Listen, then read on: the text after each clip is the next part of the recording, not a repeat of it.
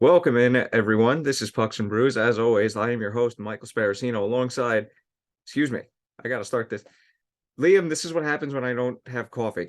Welcome to Pucks and Brews, everyone. I am your host, Michael Shades Sparacino, alongside, as always, Liam, the Chillmaster Godimer.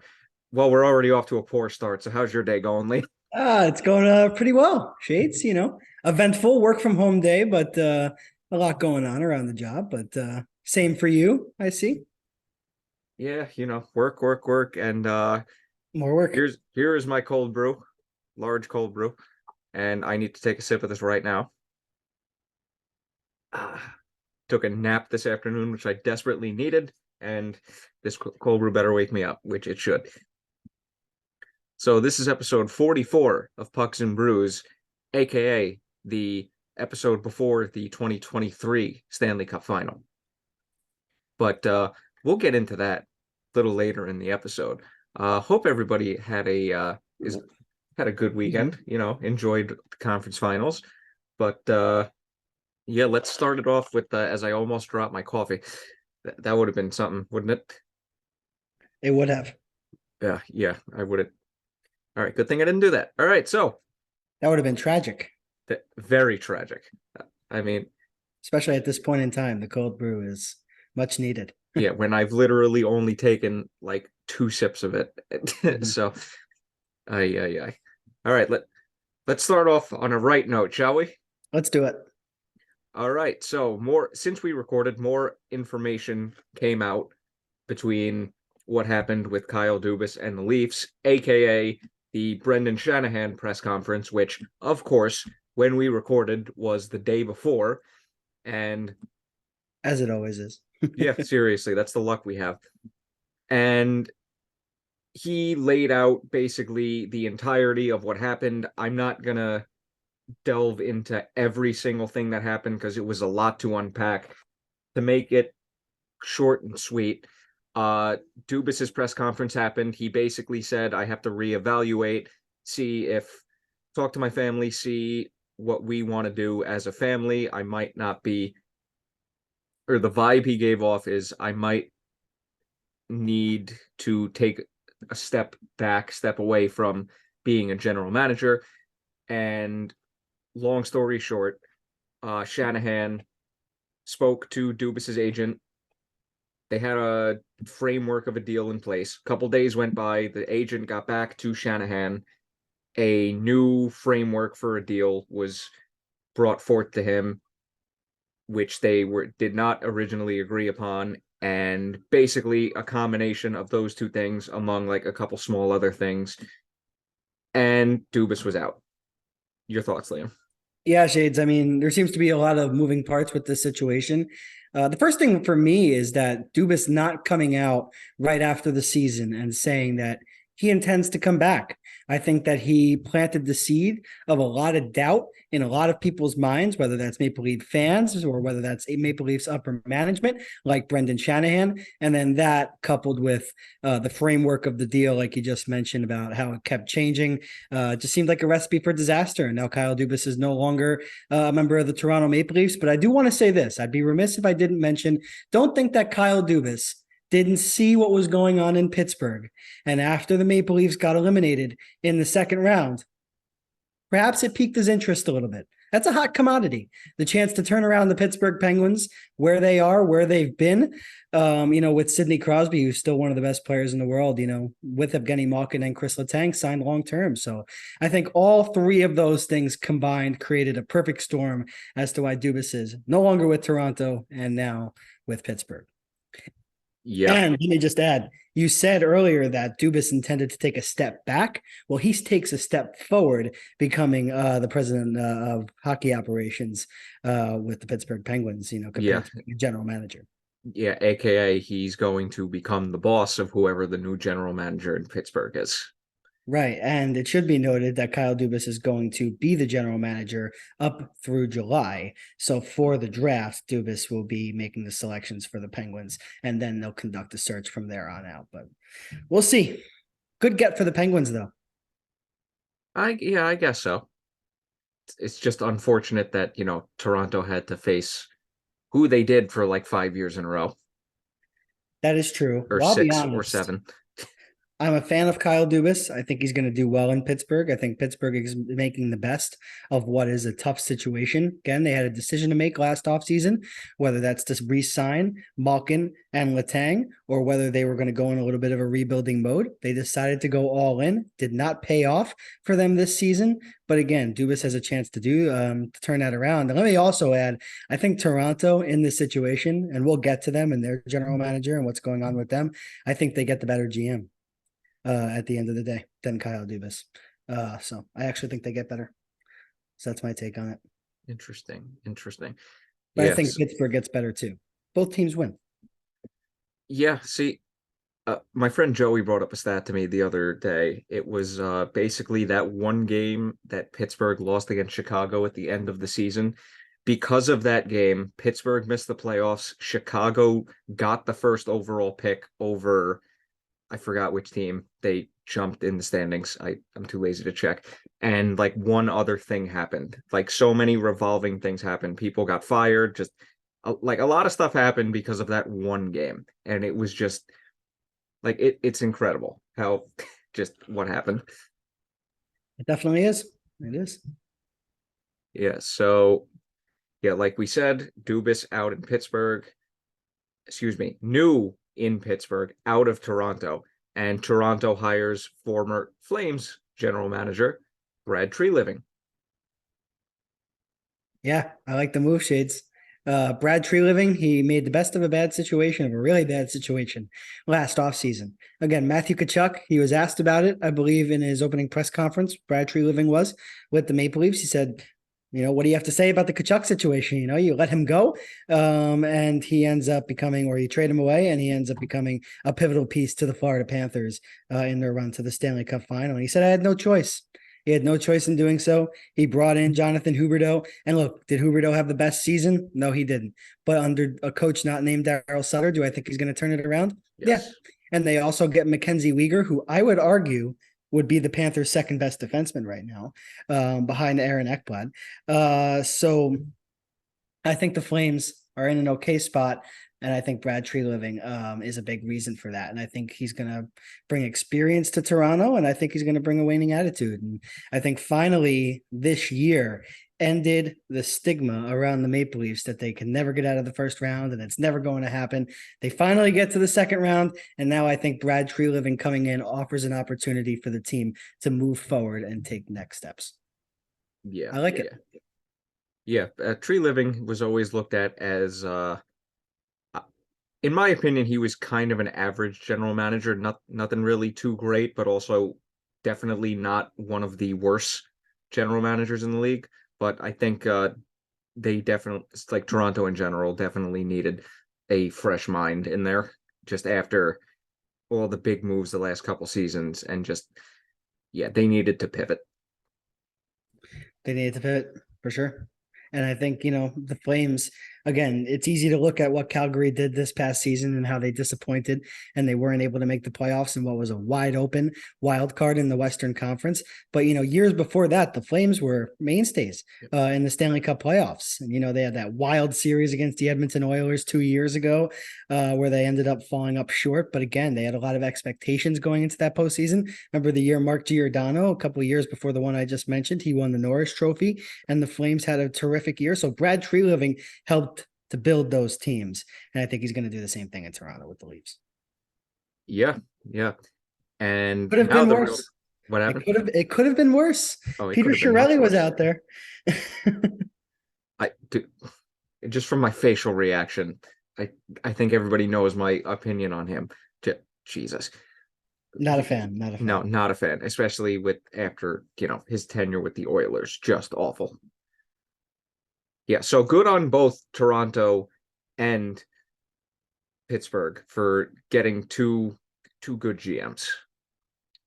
Agreed. So, right on. Yeah. So basically, long story short, Dubas went from a pretty good situation in Toronto to a worse situation technically in Pittsburgh, but you still have I don't want to say the corpse of a couple really good players, but you have a bunch of really good players late in their careers, let's be honest, The finish line for them is a lot closer than a lot of people want to admit. And Treliving goes from a sticky situation in Calgary to all of a sudden he goes to a pretty good situation in Toronto, which, well, in my opinion, at least, it's a good situation. So basically, I mean, this might be a step. This might be more than a lateral step for both guys. It might be a step in the right direction. Yeah, well, like I said earlier, I think it's a big step forward for Toronto and Brad Treliving. And I think, look, Pittsburgh getting a young hockey mind, right at the top of their upper management, I think is going to be a good thing for them as well. And I think the expectations aren't as high in Pittsburgh as they are in Toronto.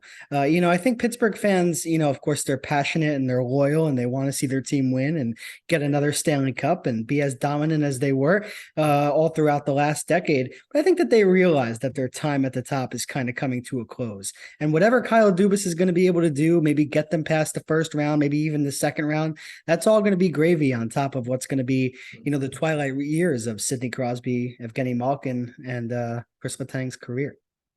Yeah, Dubas is going to have to pull some magic out of his ass for that team to get out of the first round. And I think he can. As much as I hate to say it, we'll see. Yeah, that's a discussion for later in the offseason. Mm-hmm. Depends who he hires as GM as well. Yeah, that is very true also. So speaking of Leafs, speaking of general manager movement, we get some news about a new head coach in Nashville. Take it away. New head coach in Nashville, Barry Trotz. No. Oh my gosh! Oh my gosh! I have the. Well, Nashville is getting caught in my mind. But yes, Andrew Brunette is now the head coach of the Nashville Predators. John Hines is out. John Hines is now suddenly the number one hot free agent head coach on the market right now. But again, we'll get to that a little bit later. Yeah, we'll get to that in a second. But in your opinion, what do the Nashville Predators get in Mr. Brunette? I think Andrew Brunette was a big reason why the Florida Panthers were able to continue their positive trajectory after going 7-0 to start the 21-22 season. They go on to win the President's Trophy. Joe Quenneville gets ousted less than 10 games into the year, and Andrew Brunette picks it up right where he left off and had a terrific year. Then he goes and has a year as an assistant coach with the New Jersey Devils. Hey, they got past our beloved New York Rangers in the first round, and they had a pretty historic turnaround when you see where they were the previous season. And again, I think Lindy Ruff is a good head coach, but I think your assistants have a little bit to do with that as well. And I think Andrew Brunette deserves a lot of credit in that matter. The reason why a lot of teams were hesitant in hiring him as a head coach, and probably why I think the Rangers were a little bit hesitant as well, the DUI that he had this past season, it happens, right? But it's just not a good look. And I just think in a big market, I just don't think, someone with that history you necessarily want to put at the forefront of your organization.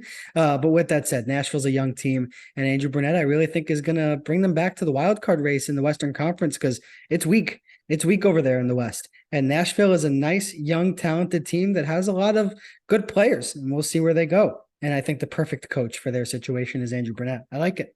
Good move. Yeah, and especially after with how this last season transpired, them almost making the playoffs after selling everyone off at the deadline. I mean, he's got a chance to do some damage there. Yeah, he definitely does. Yeah. So, speaking of head coaches, you brought up John Hines earlier. So I don't even know where to begin with this. We talked in length last episode about why Gallant was fired. I was going to clip it on the YouTube channel, but it was like 28 minutes. So I'm just like, that's a little too long for a clip. So to summarize, we basically said last episode, Gallant got fired because, one, he just couldn't make adjustments when he needed to. He relied on his top players too often, even when they weren't performing, and he was just putting them out late in games when he should have been putting the players that were having good games up to that point on the ice. You didn't see too much development, or as much development as you should have, out of the young players.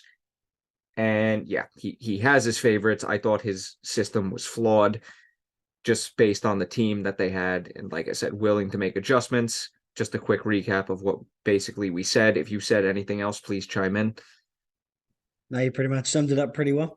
Yeah, so anyway, he eventually gets canned after the screaming match during the Devil series. And well, for a couple days there, it was looking like it was going to be Peter Laviolette as the Rangers' new head coach, which personally I would not have hated. I think Laviolette is a good coach.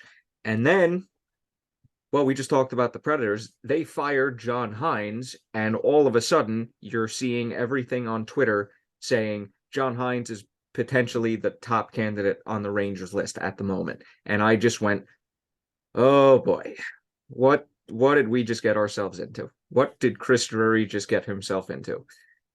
So we also mentioned last episode that Brunette was a possible candidate, not anymore, as the reason you just said, that could have been the nail in the coffin for him. But as it's looking right now, John Hynes and Peter Laviolette are seemingly the top two options. There may be a wild card thrown in there, but this is what we have to go on right now.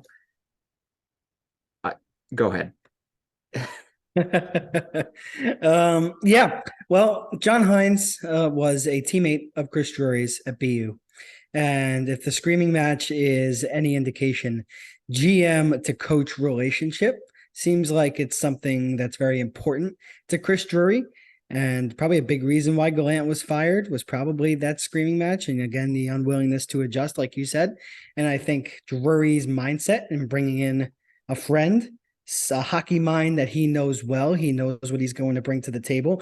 I'm just saying, in Drury's mind, that's probably where he's coming from, justifying the decision. Now, John Hynes, as a head coach in the NHL, his track record, well, two teams to talk about, New Jersey Devils and the Nashville Predators, and he really did nothing with either team. He made the Predators and did not, he made the playoffs with the Predators rather, and didn't get out of the first round. And he has not gotten out of the first round with any of the teams that he's been with in any time that he's coached in the NHL. So I think Drury should just look at that in itself and just say this is not the right call. John Hynes is a defensive coach first, and I think that doesn't fit the Rangers model right now. I think, they want to push their young stars. They want to, elevate the play of Artemi Panarin, and they want to bring in a coach that will elevate their offensive play, not only in the offensive zone, but 5-on-5 just in general. And I don't think John Hynes does that at all. And like you said, Peter Laviolette at least does that a little bit. And Peter Laviolette at least has a Stanley Cup to his name with the Carolina Hurricanes in 2006. So for me, it's a no-brainer. One of the things that popped into my mind, Shades, and, while this whole discussion was happening all over social media and it was the only thing you heard about how much Ranger fans hated the fact that John Hynes was being considered, crept into my brain that maybe John Hynes is being considered as an assistant. And maybe they're just planning on bringing Knobloch up and putting NHL coaches who have been there before around him to solidify a staff. And what if John Hynes is brought in to run the defense? I don't hate that. Now, I'm not saying that Peter Laviolette's going to be being brought in as an assistant. I'm not going to say that. But I wouldn't be surprised if you had Knobloch and John Hynes together on the bench. And I think that could be something positive for the Rangers. What do you think about that? Do you think that that's a foreseeable option or what?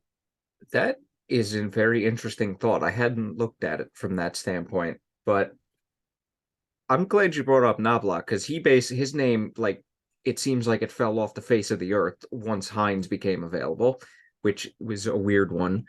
But I wouldn't be against the idea because, I mean, you have a defensive-minded head coach running your defense with somebody else in charge of the full operation. That's not the worst idea in the world. We'll see. Yeah. We'll see if I'm Nostradamus over here and Drury pulls out Knobloch and John Hynes as the coaches. Now, I did hear something about Knobloch possibly being considered as an assistant head coach. I can't remember for the life of me what team. Was it for Brunette in Nashville? It could have been.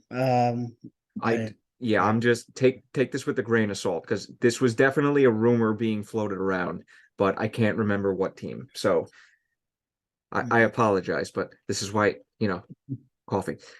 Cold Brew's here to help. Yeah, seriously, I've woken up significantly since I started drinking this thing. There you go. Now, question: if you had to make a decision today on who you think is going to be the next Rangers head coach, who would you say? Peter Laviolette. That's what I I'd say. I think I would go with the same guy here. Like you said, has a Stanley Cup to his name. He's reached the Stanley Cup final with 3 separate teams. I mean, his teams have always been very good in the years that I've watched him. So, in my opinion, he would be the best option currently on the market, unless something crazy happens. Right. And you know what? 2 uninspiring head coaches. Okay, I guess maybe 1 uninspiring head coach in the Stanley Cup final right now between the Vegas Golden Knights and the Florida Panthers. No, Maurice, Paul Maurice, when he was considered last offseason, a lot of people were calling that a mid head coaching signing. And what are they doing? And he had didn't have a great tenure in Winnipeg, and now he comes to Florida and he reaches the Stanley Cup final. And don't get lost that 2 teams who are in the Cup final right now are Gerard Gallant coach teams, and a few years removed from Gerard Gallant getting fired.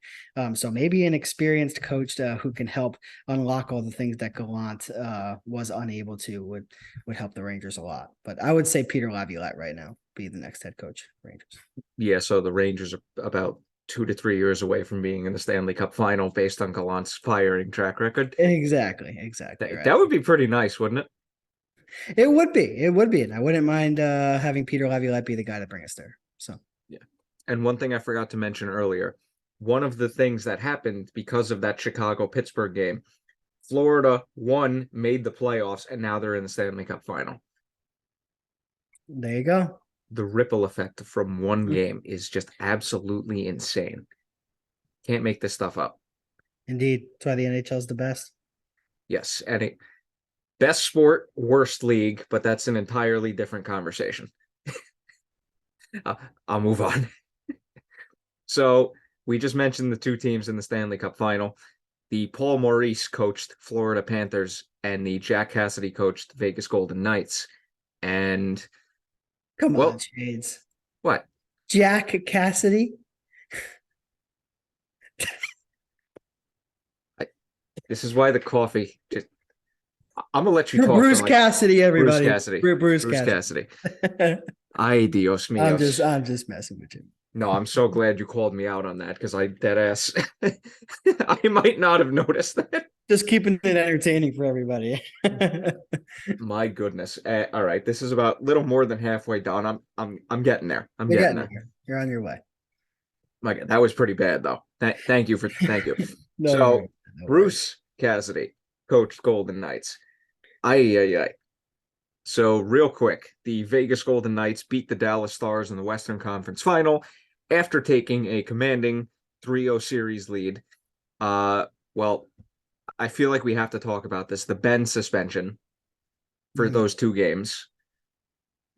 This is another conversation in itself for a different episode, but he takes basically a 5-minute major in game misconduct in game 3 of that series.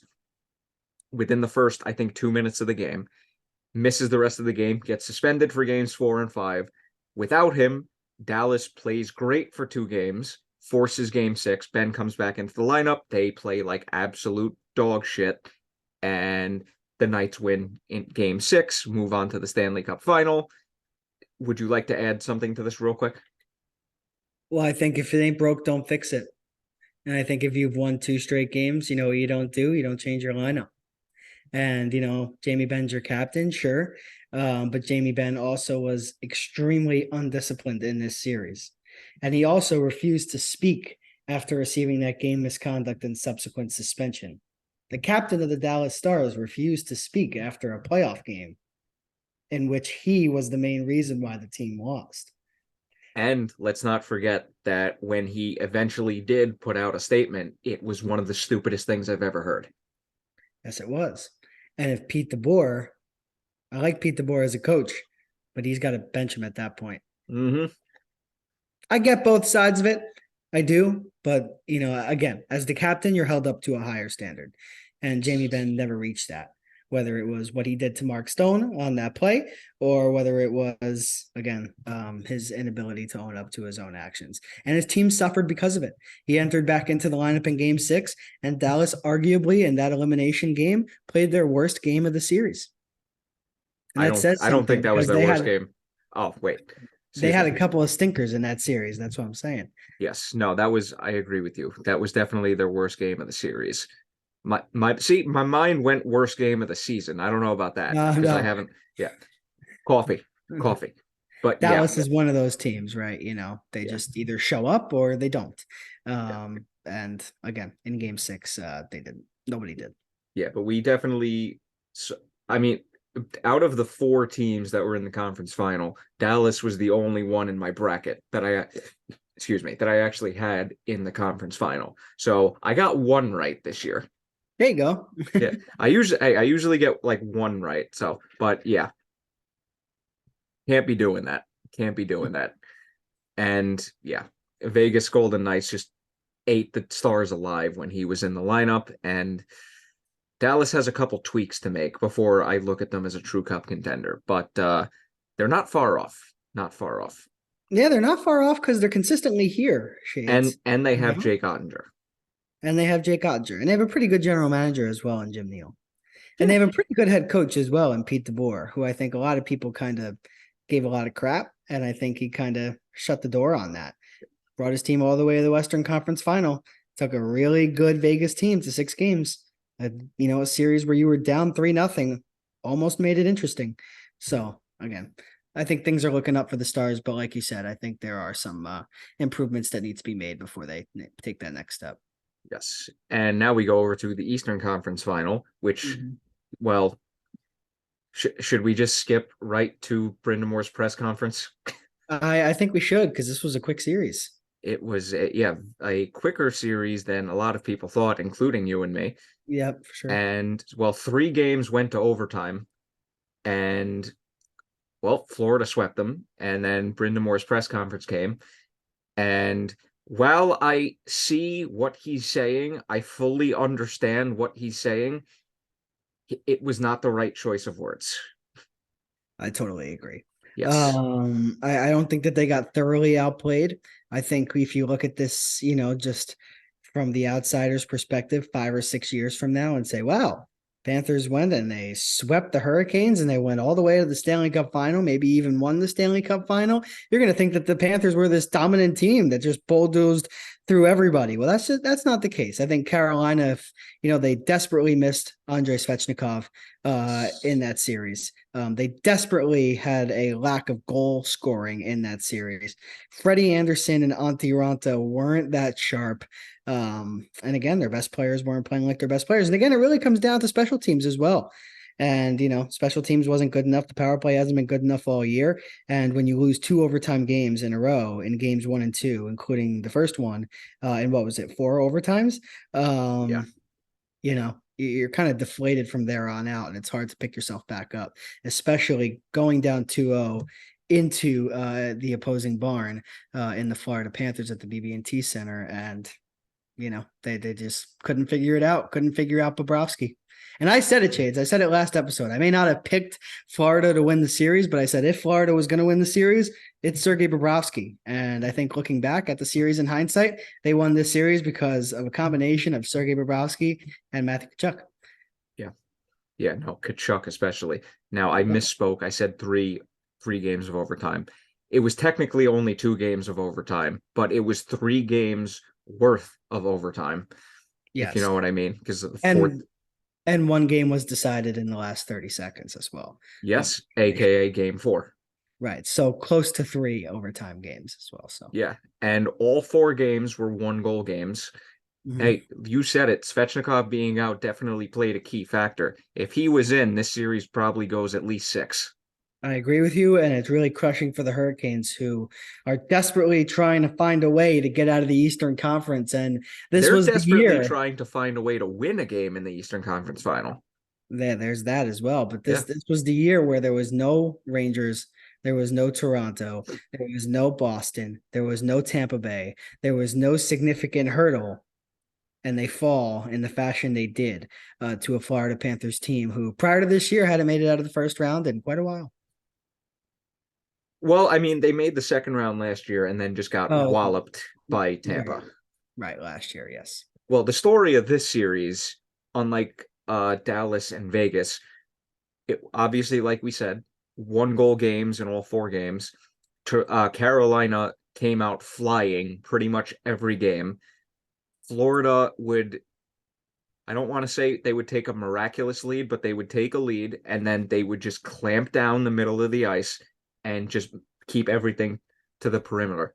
Everything Carolina did was just on the perimeter. They couldn't penetrate the middle of the ice any of the third periods I watched.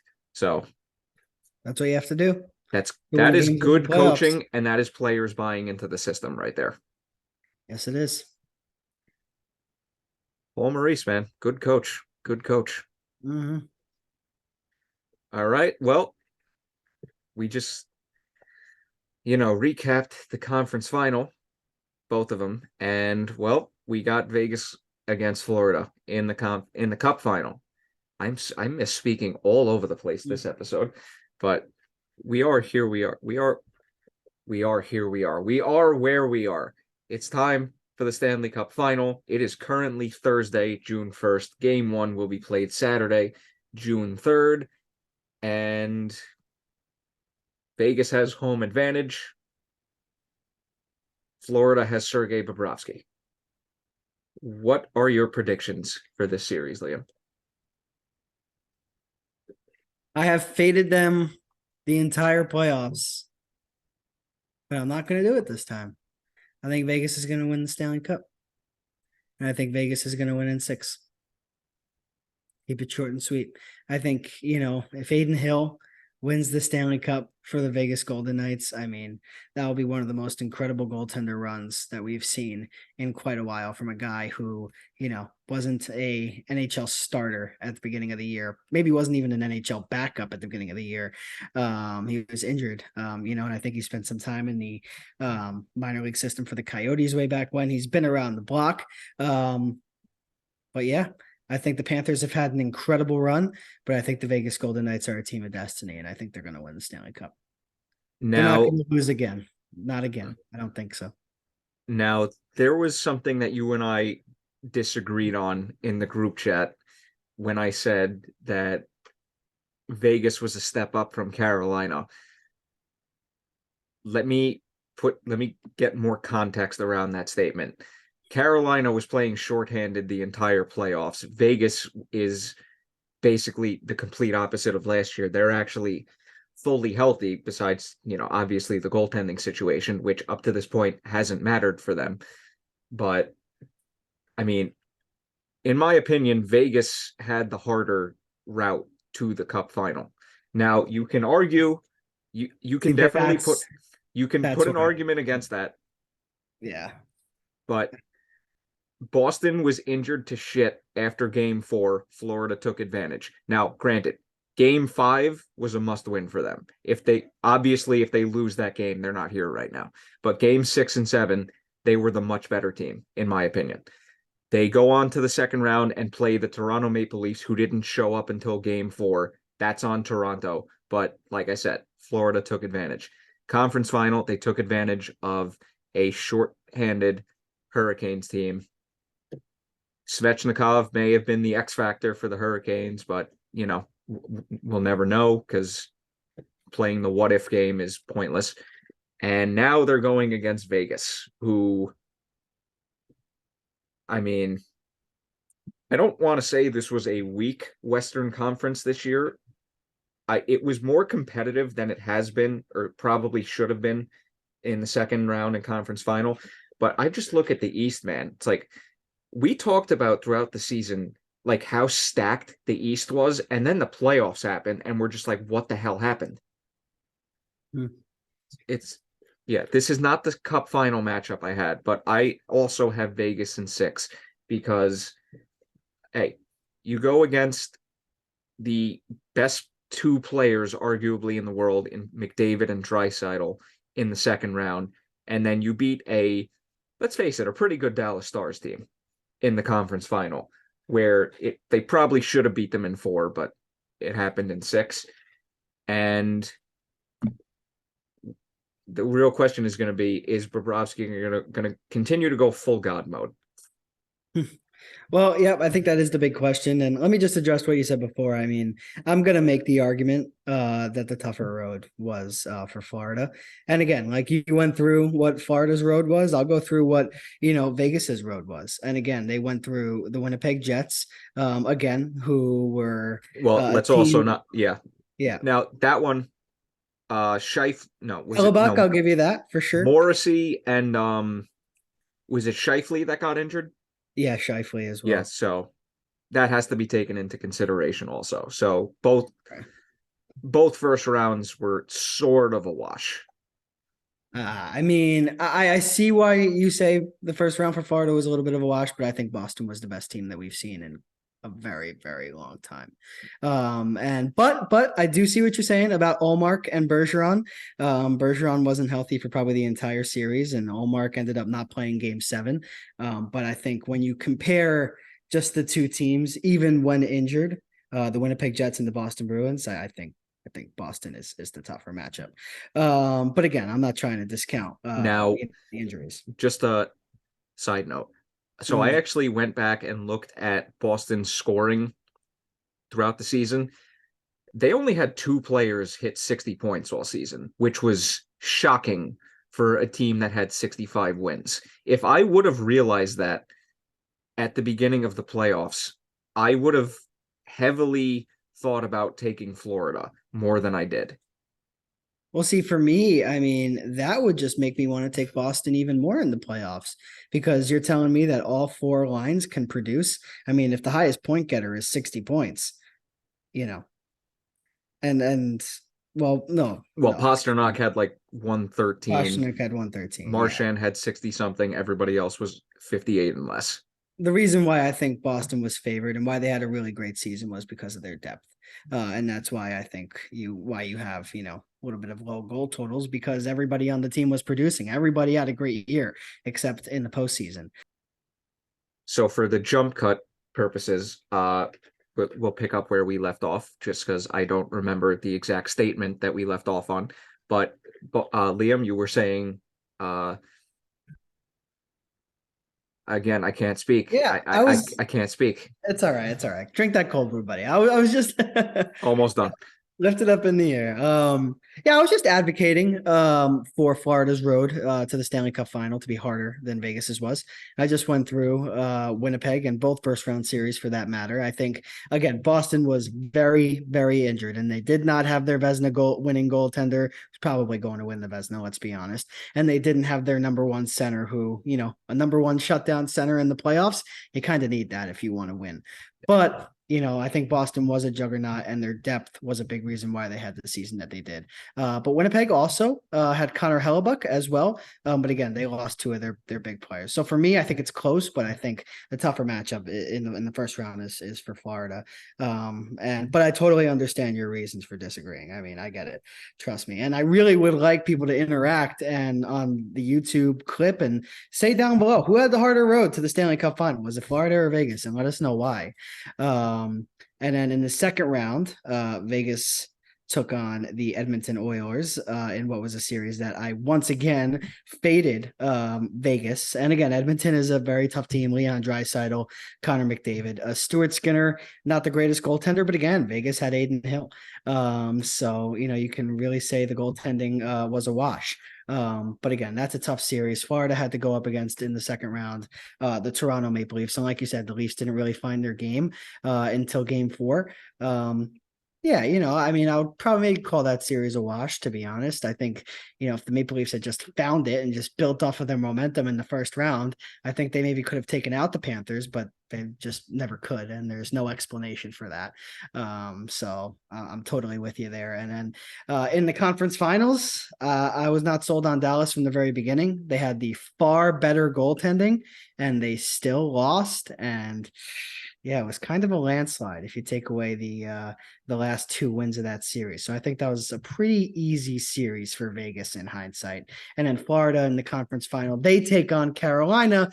Again, similar. It ends up in a sweep. But again, I think I'll go back to what Rod Brindamore said and what we touched on early on in the episode. It was a sweep on paper, and that's how people will see it years on from now. But it was a pretty close series, and if Carolina had who they were missing from the lineup, maybe it could have been a little bit different. So I think it's a very interesting conversation to have. And again, I really would implore people to comment and let us know who had the tougher road. As ESPN lets me know, I have an alert. I actually heard that. Which is Adam Silver on John Morant's investigation. Good thing this is not a basketball show, but yeah. Speaking of ESPN notifications, I got a notification yesterday about coach being hired, making like, I don't even know, like $13 million a year or something. I was flabbergasted. I'm just like, bruh. Oh my goodness. Yeah, but no, it's a lot closer of a conversation than I think a lot of people would think based on what has happened over the course of the playoffs. That I will agree with, yes. Yeah. But on paper, like going into the series, I think everyone would argue in terms of Florida, but after how things played out, it becomes a lot closer of a discussion, which I like when that happens. But yeah, like we both said, we both have Vegas in 6. The last time I took Vegas to win the Stanley Cup Final, they lost to Washington in 5 games. Let's face it, that was a pretty damn good Stanley Cup Final. That was a closer series than the paper will tell you. Yeah. 5 games, you look at that in hindsight and say, oh, well, 5 games, Washington had Ovechkin, they were just on a heater and ran through the playoffs. No, that wasn't the case. No, they were down Vegas 2-0 in the first. Yeah. Yeah. Yeah, they were down 2-0 in the first round that year against Columbus. Nick Backstrom tips in the winner in game 3. Yep. And just, hey, fast forward to the Stanley Cup Final. Holtby absolutely robs. I forgot who he robbed, but in game 2, in the dying minutes, Alex Tuch. The stick save of the century from Braden Holtby. Yes, and then the series basically was not really all Washington from there, but that was definitely the turning point of the series. Definitely, I agree. And, on that note, Shades, I think this is why Vegas is going to win this series. And I think with relative ease, 6 games, I think it's going to be decently close. I wouldn't be surprised if they, figured it out in 5, to be honest with you. And, there are players who were on that team the last time that the Golden Knights were in the Stanley Cup Final. You look at your Jonathan Marchessaults, you look at your Riley Smith, William Karlsson as well. So there are a few outstanding players still on that roster who you bet that they want to go and win that Stanley Cup. Oh, yeah. And again, I just think that they're a really well-built team. And as long as the Vegas Golden Knights are healthy, as long as Jack Eichel is playing as a number 1 center and Mark Stone's back is not bothering him and Aiden Hill just continues to carry the torch, this should be the year. Yeah. Should be. Yeah. But again, this has just been a crazy postseason thus far. Oh, yeah. So maybe Florida just goes on and sweeps Vegas and, the craziness just continues. Hey, this has been a pretty good playoff so far. It's been a weird playoffs, definitely, but in a good way. I think we need some parity, right, in the league. And the NHL in the regular season has a lot of it, but in the playoffs, not really. The guys who are your top dogs, most of the time are going to reach the Stanley Cup Final, of course, outside of the Panthers this year and the Kings back in 2012. But outside of that, if you're at the top of your conference, you have a pretty good chance of making it all the way. And this year was an outlier. And that's why I think it makes it a lot of fun to watch. Yeah, definitely. And I will say this has been a better conference finals than 2019, where we had the absolutely insane series of upsets in the first 2 rounds, and then the conference final and the Stanley Cup Final were just so boring in comparison. Right. Exactly. But and now I think we're headed towards an exciting Stanley Cup Final, no matter who wins. Oh, yeah. And we haven't touched upon this yet, but we have the battle of a couple ex-Rangers in the Stanley Cup Final. We have Brett Howden against the GOAT Mark Stahl. Yes, we do. And you know what? I hope that Mark Stahl lifts the Stanley Cup, but Brett Howden ends up doing it. He will have earned it, and not a lot of Ranger fans thought he would ever earn a chance to race the Stanley Cup over his head. And This is now what he has a happens chance when you to do have it. good coaching. Good coaching, and Howden was always a decent player. Don't think he necessarily fit the timeline that he came into the Rangers with. And again, Vegas, who did they get Brett Howden for? What did they give up in that trade? I am gonna go and look this up right now because I don't remember off the top of my head. You get a fifth in that deal? Who did we trade for Brett Howden? I mean, who did the Rangers trade Brett Howden for? Brett Howden. It was I a love how I fourth round type pick. Brett Howden into Fourth, Cap Friendly, and I get so many Howdens, and I'm just like, that's not what I typed. fourth round pick in 2022, and Nick DeSimone. Who is completely irrelevant right now. Nick DeSimone had 46 points in 65 games in the AHL this past year. Interesting, and I haven't heard his name once. Yeah, so I mean, let's be honest here. Vegas won that trade. Well, let's see who the fourth round pick turned into. It's turned into Maxim Barbashev, who is the brother of Ivan Barbashev, who is now on the Interesting, Vegas. because according to Cap Friendly, it turned into Noah Leba. Was it the next pick? Okay, yeah, Noah Leba instead. That was the next pick. My fault. Noah Leba actually played. There's ESPN again. Noah Leba actually played on the Lincoln Stars in the USHL, in his junior career. Very good player. So we'll see what he turns into. But right now, the bottom line is Brett Howden is a staple on the bottom six of a team that could very well win the Stanley Cup. So yeah, and will Matthew Tkachuk continue to be God Chuck? That was awful. I know. I'll see myself out when we're done. Yeah, I had to have a little pause for that one. I'll see myself out when we're done. Well, that's what Matthew Tkachuk was doing every time he was celebrating the overtime goals. He was just like, I don't want to celebrate. I just want to walk off and go home.